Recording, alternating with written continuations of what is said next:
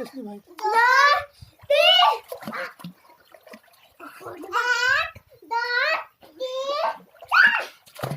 श्रीजा तू पो श्रीजा राउंड मारान केले ठीक आहे मम्मा दगना शिकवते एवढंच कर तसा पाणी ओढून हा कसा राउंड मारायचा पाणी ओढून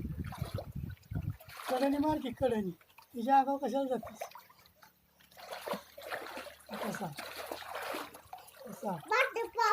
पाणी हाताने पाणी ओढायचं मोरं जातं माणूस